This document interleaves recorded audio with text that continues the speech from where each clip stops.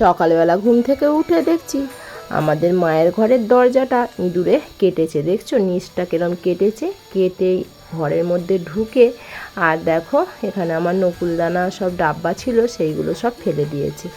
আর কি করা যাবে বলো, দেখে কিন্তু খুব রাগ ধরছিল সকালবেলা। আর যাই হোক, সকালবেলার বাসি কাজ সেরে আমি কিন্তু স্নান সেরে একেবারে চলে এসেছি রান্নাঘরে। শুভ সকাল বন্ধুরা, কেমন আছো তোমরা? আশা করছি তোমরা যে যেখানে আছো সবাই খুব ভালো আছো। তোমাদের ভালোবাসার আশীর্বাদে আমরাও কিন্তু বেশ ভালো আছি। পিঙ্কু সিম্পল লাইফস্টাইলের আরও একটি নতুন ভিডিওতে তোমাদের জানাই অনেক অনেক ভালোবাসা আর অনেক অনেক স্বাগত। আজকের দিনটা হচ্ছে বৃহস্পতিবার আর ঘড়িতে এখন বাজছে 6টা। এখন থেকেই তোমাদের নিয়ে আজকের ভিডিওটি শুরু করছি। কড়াইটা তো এদিকে সিদ্ধ হচ্ছে, আমি কিন্তু এদিকে দেখো কুমড়ো, আলু আর কাঁচা লঙ্কা কেটে নিয়েছি। কুমড়োর তরকারি হবে, একটুখানি ঘুগনি হবে আর পরোটা করবো। আর তোমাদের দাদাভাই যেহেতু আলু বেশি খায় না, ওই জন্য কিন্তু একটা আলু দিয়েছি। চলো রান্নাটা এবার করে নিই। আশা রাখছি আজকের ভিডিওটা তোমাদের খুব ভালো লাগবে। ভিডিওটি স্কিপ না করে পুরো ভিডিওটি জুড়ে থাকার অনুরোধ রইল। তোমরা ভাবছো আজকে সকালে এই কড়াই কুমড়ো নিয়ে আমি কি করছি, আজকে কেন আমি ভাত করছি না। আজকে যেহেতু বৃহস্পতিবার আর আজকে হচ্ছে আমাদের লক্ষ্মী পুজো আছে, আর লক্ষ্মী পুজোর দিন তো ভাত আমি খাই না। আর তোমাদের দাদাভাই না লক্ষ্মী পুজোর দিন ভাত খেতে চায় না। আর সোনা ভাত খাবে ওর জেম্মার কাছে, ওর জেম্মা রান্না করবে, জেম্মার কাছে খেয়ে নেবে।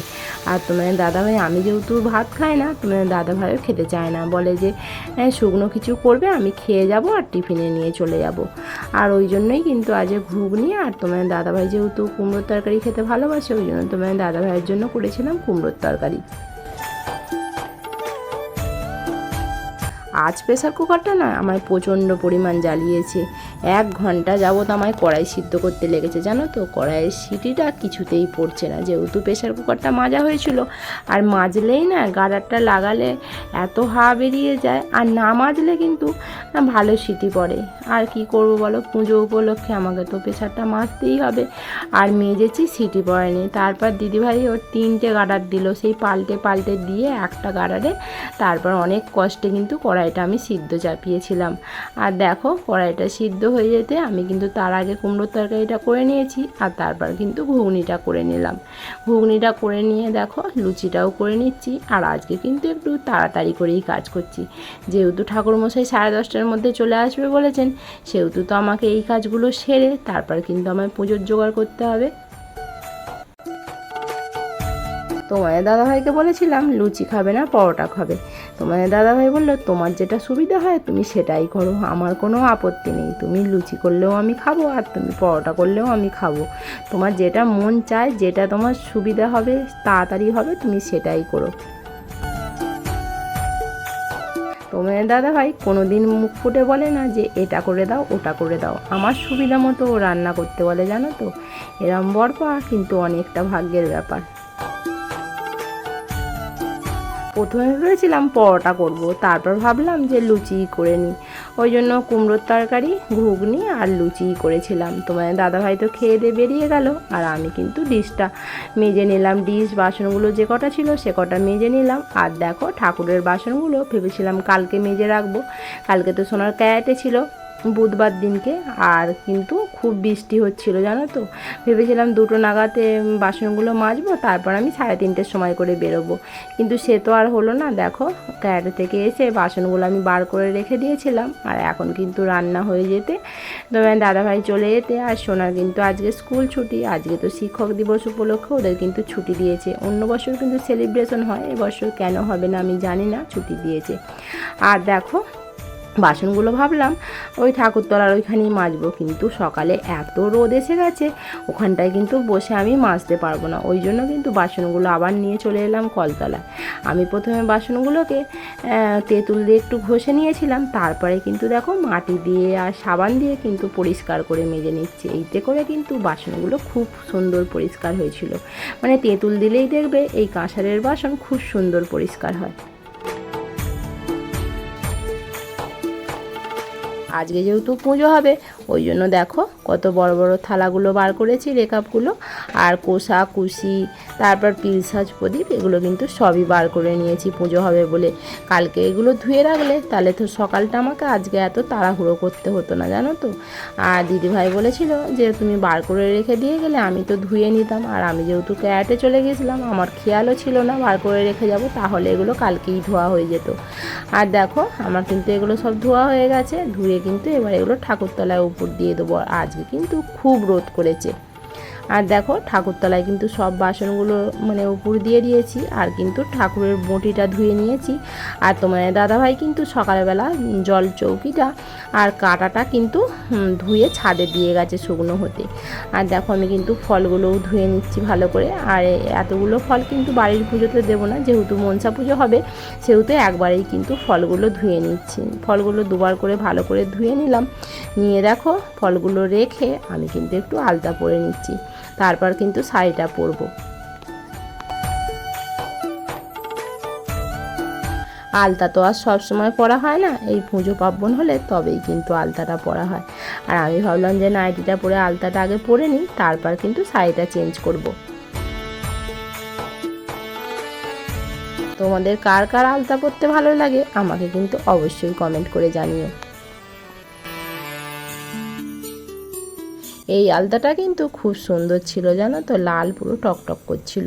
আর এর আগের আলতাটা এত বাজে আলতা ছিল, মানে আলতাটা কেটে গিয়েছিল, জানো তো, পায়ে পড়ছি একটুকু রং হয়নি, আর যাই পাটা ধুচ্ছিলাম পুরো একদম সব উঠে চলে যাচ্ছিলো। কিন্তু এবারের আলতাটা খুব সুন্দর।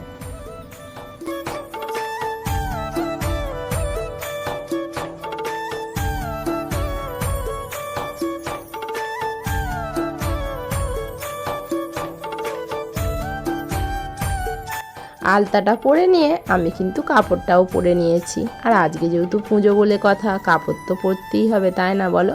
এই পুজো পার্বণেই তো কাপড়টা পরা হয়, না হলে তো সবসময় আর কাপড় পরা হয় না, সবসময় তো নাইটি পরেই দেখো আমাকে। আর দেখো আমি কিন্তু চৌকিটা নিয়ে এসে তার উপরে কিন্তু একটু আলপনা দিয়ে নিচ্ছি, আর তার আগেও কিন্তু আমি নিচটায় একটু আলপনা দিয়ে নিয়েছিলাম। আর যেহেতু চৌকিটা সাদা কালারের ওই জন্য কিন্তু আলপনাটা তোমরা বুঝতে পারছো না, সামনে থেকে দেখলে বোঝা যাচ্ছে, কিন্তু এই আলোতে বলে আমি পরে যখন এডিট করছি দেখছি আলপনাটা খুব একটা ভালো বোঝা যাচ্ছে না।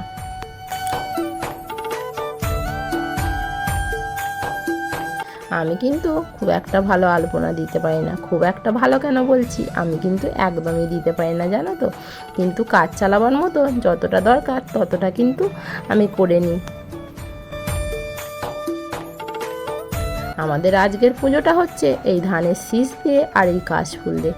তোমরা তো আগের ভিডিওতে দেখেইছো কত কষ্ট করে কাশফুলগুলো আনতে হয়েছিল সেই মাঠের মাঝখান থেকে। আর দেখো হাওয়া দিচ্ছে বলে কাশফুলের ওই যে পাপড়িগুলো খুলে খুলে চলে যাচ্ছে, খুলে গেলেও কিন্তু কাশফুলটা আমাদের লাগবেই, কাশফুল আর ধানের শীষ। আর দেখো আমি কিন্তু এই নিচটাতেও যেহেতু ঘট বসানো হবে এইখানটাতেও কিন্তু আমি একটু আলপনা দিয়ে নিচ্ছি। তাহলে চলো বন্ধুরা আমি ততক্ষণ আলপনা দিই আর তোমাদের কয়েকটা সুন্দর সুন্দর কমেন্টের উত্তর দিয়ে দিই।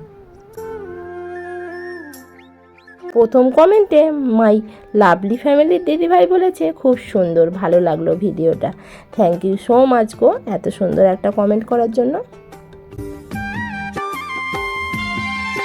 তারপরের কমেন্টে রুমা কিচেনের দিদিভাই বলেছে খুব ভালো লাগলো ব্লগ ভিডিও দেখে।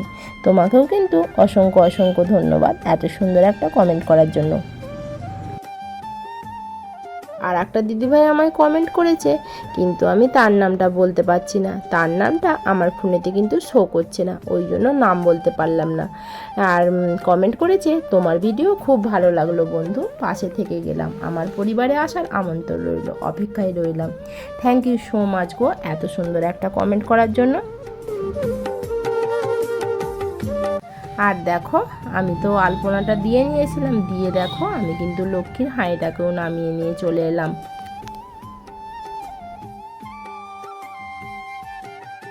আজকের পুজোর জোগাড়টা কিন্তু অনেক তাড়াহুড়ো করে করতে হয়েছিল। আর দেখতেই পাচ্ছ দিদি ভাইয়ের আমি মিলে কিন্তু জোগাড়টা করে নিয়েছিলাম, নাহলে তো কাকাবাবু বলেছেন, মানে ঠাকুরমশাই বলেছেন যে 10:30টার মধ্যে আসবেন, ওই জন্য কিন্তু একটু তাড়াহুড়োতেই করতে হলো কাজটা। আর সোনার যদি স্কুল থাকতো সেহেতু কিন্তু আরও তাড়াহুড়ো করতে হতো, কেন ওকে স্কুলের জন্য রেডি করিয়ে তারপর কিন্তু আমি পুজোর জোগাড় করতে পারতাম। আর সোনা যেহেতু স্কুল যায়নি, আর সোনার কিন্তু স্নানও হয়ে গেছে, স্নান করে ওর জেম্মা ভাত মেখে দিয়েছিল, সোনার কিন্তু আজকে একা একা ভাতটাও খেয়ে নিয়েছে। আর দেখো আমার তো এদিকে মোটামুটি হয়ে গেছে, এবার খালি ফলটা কাটতে বাকি আছে। আর দিদিভাই কিন্তু তুলসী পাতাগুলো ওই সেই গাছ শুদ্ধ দেয় তো সেইগুলো কিন্তু ছিঁড়ে ফুল চুবড়িতে রেখে দিল।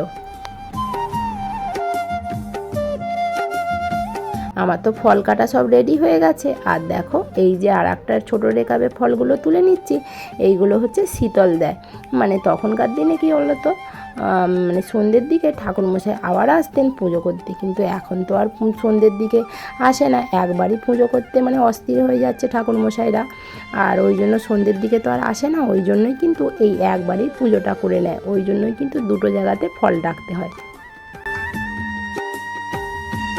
আমার কিন্তু সব পুজোর জোগাড় হয়ে গেছে, দেখেছো ধুনুচিতে কিন্তু আমি নারকেল ছোবড়াও দিয়ে দিয়েছি, আর এদিকে দেখো সব রেডি করে নিয়েছি। তারপর ওদিকে সব রেডি করে রেখে আর দেখো আমার ঘরের ঠাকুরের সেবা দিতে চলে এসেছি। ঘরের ঠাকুরের যে সেবাটা আগে দেবো সেটা কিন্তু আমি টাইম পাইনি, ভাবলাম যদি ঠাকুরমশাই চলে আসে তাহলে সেই তাড়াহুড়ো করতে হবে, ওই জন্য আগে ওদিকের জোগাড়টা করে নিলাম, তারপরে কিন্তু আমার ঘরের ঠাকুরের সেবাটা দেব। আর দেখো এই যে বৃহস্পতিবার মালা আমাদের নতুন নিয়ে আসা হয়, এই কিন্তু মালাগুলো কিন্তু আমি পরিয়ে দিচ্ছি। তারপর কিন্তু আমাদের মায়ের গলায়, আমাদের বাপির গলায় সেইটাও কিন্তু পরানো হয়েছিল, সেইগুলো কিন্তু তোমাদের ঘরে আর দেখানো হয়নি। আর আমাদের ঘরে একটা ছোট্ট গোপাল আছে, ওই গোপালের গলাতেও কিন্তু সে মালাটা দিয়ে দেওয়া হয়েছিল। ঠাকুরমশাই আসবেন বলেছিলেন ওই 10:30টার দিকে, কিন্তু 10:30টা অনেকক্ষণ আগেই বেজে গেছে, এখনও কিন্তু আসার নাম নেই। আমি তো ঠাকুরমশাইকে ফোন করলাম, ঠাকুরমশাই বললেন যে আর একটু পরে যাব, আর এক ঘর পুজো করে নিই তারপর যাব। এখন বেজে গেছে ওই 11:30টার মতো। আর দেখো তারপরে কিন্তু ঠাকুরমশাই এলেন, বলছে তোকে করতে হবে না, আমি তোকে তোর পুজোটা ভালো করে করে দেবো, তোর পুজোটা ধীরে সুস্থে করবো বলেই ওই জন্য কিন্তু আমি শেষে এসেছি, আর তোকে আমি পুষ্পাঞ্জলিও দিয়াবো, এরকম করে ঠাকুরমশাই বলছে। আর আজকের দিনে অনেক পুজো থাকে তো ওই জন্য সবাইয়ের কিন্তু পুষ্পাঞ্জলিটা দেওয়ায় না, কিন্তু ঠাকুরমশাই আমার বাড়িতে এলে আমায় কিন্তু প্রত্যেকবারই পুষ্পাঞ্জলিটা দিয়ে পুজো দেয়। আর সারাক্ষণ শুকিয়ে আছি সকাল থেকে, পুষ্পাঞ্জলিটা না দিলে হয় বলো সকাল থেকে। আর কিন্তু ঠাকুরমশাই খুব সুন্দর করে পুজোটা করে দিয়েছিল।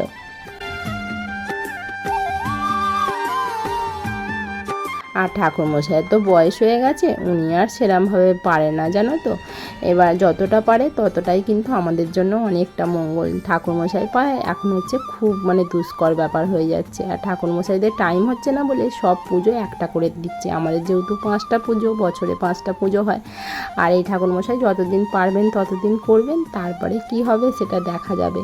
ঠাকুরমশাই বলছেন আমি যতদিন পারি ততদিন করব, তারপরে তোরা অন্য ব্যবস্থা করে নিবি।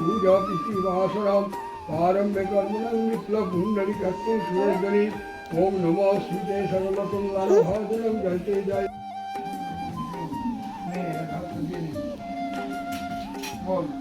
नमो विष्णु नमो विष्णु नमो विष्णु नमो शंख चक्र धरम विष्णु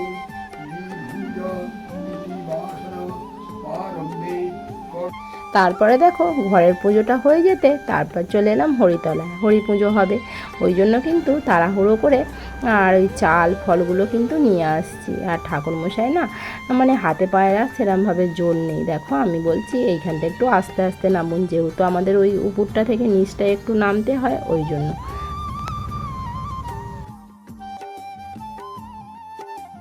আজ আমার ক্যামেরাম্যান হয়েছে আমার সোনা, আজকে কিন্তু ক্যামেরাটা আমার সোনাই ধরে দিচ্ছে। পুজোটা তো আমার হয়ে গেছে, আর ঠাকুরমশাই কিন্তু চলে গেছেন। আর ঠাকুরমশাই চাল কিন্তু আজকে নিয়ে যায় না, যেহেতু আজকে বৃহস্পতিবার আর পুজোর দিন চাল বললো রেখে দিতে, আমি কালকে এসে নিয়ে যাব। আর ওই জন্য চালগুলো নিয়ে যায়নি। আর আমিও দেখো একটু ঠাকুরকে প্রণাম করে নিচ্ছি, বললাম যে মা ভুল হলে আমাকে একটু ক্ষমা করে দিও, কেন আমি তো খুব একটা ভালো কিছু জানি না। আর দেখো এদিকে কিন্তু মনসা পুজোর জোগাড়টাও করে নিয়েছি, মনসা পুজো দিতে যাবো বলে। আর এদিকে এখনও মনসাতলাতেও ঠাকুরমশাই আসেনি বলে আমি কিন্তু এবার ফলগুলো সব একটা জায়গায় তুলে নিচ্ছি, তুলে নিয়ে ও দাদাকে তারপর সোনাকে ফলগুলো কিন্তু দেবো। আমি পুজোর তো খুব একটা ভালো কিছু জানি না, যেটুকু শিখেছি সবার থেকে শুনে শুনে, জানো তো। কেন আমাদের শাশুড়ি মাকে আমি দেখিনি পুজো করতে। আমার বিয়ের পর হয়তো একটা পুজো হয়েছিল কি হয়নি আমি জানি না, ঠিক আমার মনে পড়ছে না। কিন্তু আমার শাশুড়ি মায়ের থেকে আমার কিছুই হাতে খড়ি হয়নি যে শেখা। আর দেখো এদিকে কিন্তু ফলগুলো দিয়ে দিলাম, আর এদিকে মনসা পুজো করতে চলে এসছে, আমি কিন্তু মনসা পুজোটাও দিতে যাচ্ছি। মনসা পুজোটা হয়ে গেছে, এখন ঘড়িতে বাজে ওই 1:30 মতো। আর তারপরে কিন্তু খিদেও পেয়ে গিয়েছিল। আর দেখো একটুখানি কুমড়োর তরকারি ছিল, তোমার দাদাভাই খেয়ে গেছে, নিয়ে গেছে। আর ও যেহেতু কুমড়োর তরকারিটা ভালোবাসে, ও টিফিনে কিন্তু কুমড়োর তরকারিটাই নিয়ে গিয়েছিল। আর এখন কিন্তু সোনা আর আমি খেয়ে নেব। তাহলে চলো বন্ধুরা, আজকের ভিডিওটা এখানেই শেষ করছি। যদি ভালো লেগে থাকে অবশ্যই একটি লাইক করো, আর চ্যানেলটিকে সাবস্ক্রাইব করে আমার বন্ধু হয়ে পাশে থেকে যাও। কালকে নিয়ে আসবো আবার নতুন একটি ভিডিও। ততক্ষণে তোমরা ভালো থেকো, সুস্থ থেকো এবং সাবধানে থেকো। বাই।